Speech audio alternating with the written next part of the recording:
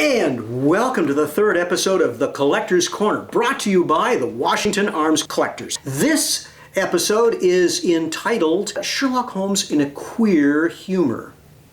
Now, if you're familiar with the Sherlock Holmes stories, you remember that there is a story called the Musgrave Ritual. And in this story, Dr. Watson is not pleased with him because Sherlock Holmes has when he's in a queer humor, as Watson puts it, he begins to target practice indoors. He has a box of 100 boxer cartridges, and he begins to decorate the walls with a VR, a patriotic VR. Patriotic because it stood for Victoria Regina, or Victoria the Queen. The boxer cartridges that Holmes would have used likely would have been the 297/230 cartridge, which was a centerfire cartridge, which was extremely low power, low velocity, and could be shot indoors.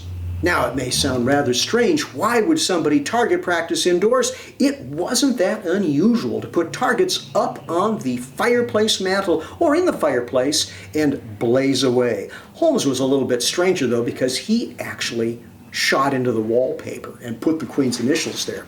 I have here a Tranter parlor pistol, such as Holmes might have used, and I'd like to give you a look at it. We have a Tranter target pistol. It's single shot. It has a non-ejecting mechanism.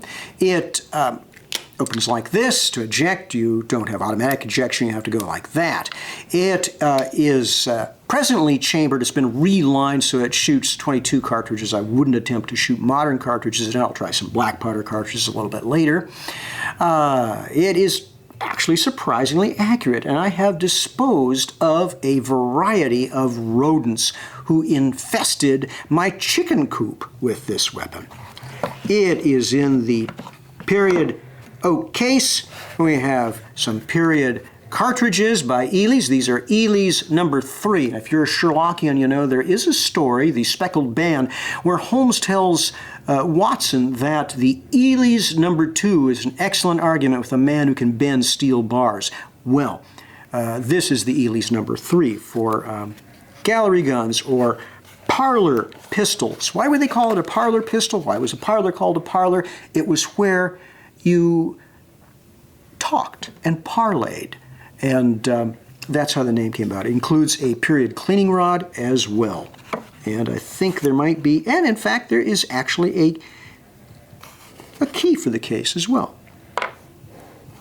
And of course, as every vintage case has, it has an escutcheon that the initials could be put on there of the owner. We are going to fire a Tranter parlor pistol with black powder loads and see if we can replicate what Sherlock Holmes did in 221B Baker Street, shooting a VR into the wall. He was seated when he did this, so we're going to try it seated, and let us see how this works. This may take a while. We may have to do a little bit of speed up. If so, apologize for the lack of authenticity. Let's begin. All right, here we go.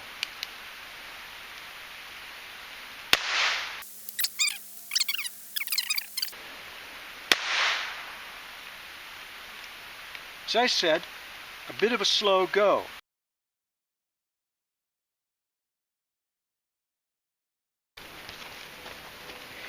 Well, we've concluded our experiment, and after many missteps, it was finally possible to shoot a crude VR in our target with a parlor pistol, but it was difficult and with much expenditure of ammunition. Thank you for joining us for this third episode of The Collector's Corner.